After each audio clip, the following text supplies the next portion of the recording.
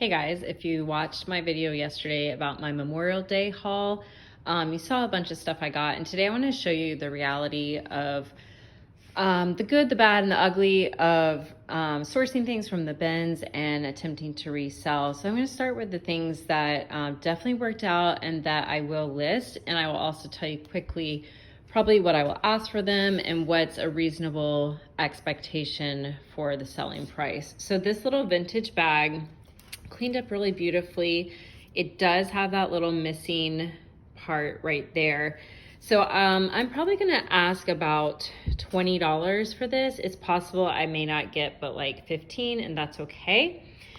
This guy yesterday, remember that I didn't have a chain for it, but I had this extra chain from another bag that I'm not probably going to sell. So I added this chain to it perfectly. It cleaned up really nicely.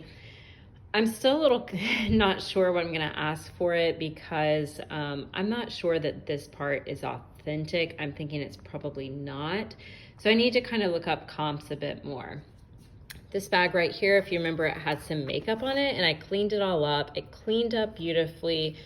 The comps, people are asking $20 to $30. I think a reasonable expectation is more probably like 10 to 12, honestly. So this Tory Burch makeup bag was filthy on the inside. I don't think you could really tell yesterday, but I gave everything a really good soap. I just cleaned it out really, really well, and the interior cleaned up beautifully. Because this does have some discoloration, it's probably a little hard to see because it's a little bit older. This may be something that when I sell something else this Tory Burch, I currently have some shoes, or if I sell a purse or something like that, I might just like throw this in as a gift with purchase. Because it's from the bins and I'm paying $1.59 a pound, it's really lightweight. It's a great thing to do. This hat definitely was a winner. Now, if you can see that little indentation right there, I'm trying to figure out how to maybe fix that. I'm not sure, but this melon hat is currently on the Melon website for $69. The comps are they've sold for about $30. With that little indentation, I'm not sure how that's going to affect the selling price, but I'm probably going to start it off around $25 to $28 just because of that dent. This Masters hat, such a nice hat. And I cannot find this listed for sale anywhere else. It is official. So because these are quite expensive, I'm probably gonna start it off at like 50 bucks. All right, so the Bomba socks I talked about yesterday, they are the everyday compression socks, these 5 pair, and 3 of those alone are over $80 on the website currently. And then I have this one unique pair of compression socks. So I'm gonna sell them as a bundle because they're all larges.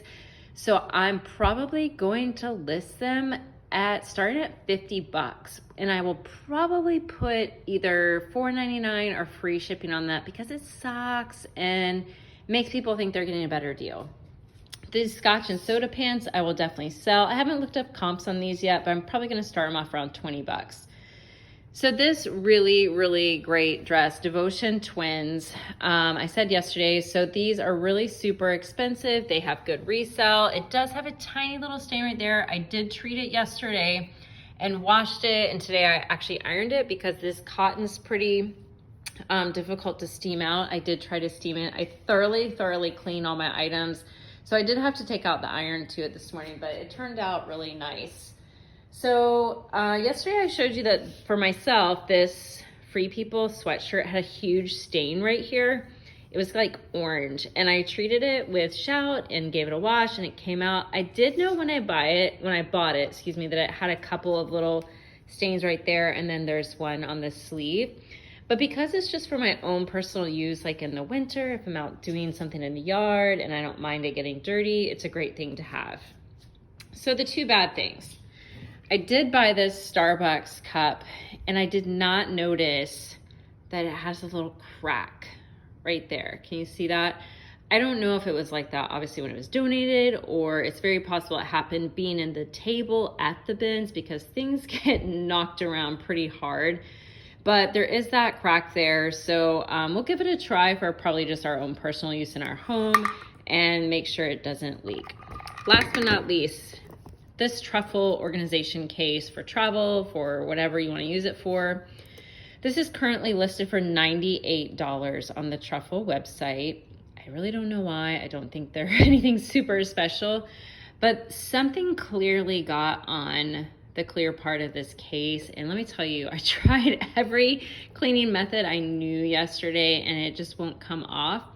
So my family, we do travel quite a lot. And so we often use just carry-ons. So this is perfect for me personally or my family to put our toiletries in instead of a Ziploc bag so they can clearly see what we're traveling with. So really those were the only two items yesterday that I felt like I purchased that maybe weren't, like they didn't clean up. Like obviously I didn't know there was a crack and this just didn't clean, but it's still not a loss because we can use it in our own personal family. But overall, these are all the things that I'm going to be listing from my haul yesterday. So remember that I paid $39 for all of the clothing stuff and the things to sell. So if you consider if I sell the socks alone for like $50, that basically covers everything that I spent at the bin. So while this may not seem like a lot to list, from all of this, I will definitely make a profit from what I spent. And that's really all that matters to me. I have fun, I enjoyed it. So this is just a quick video to show you what are the realities of what you can sell and what things might sell for when you shop at the bins.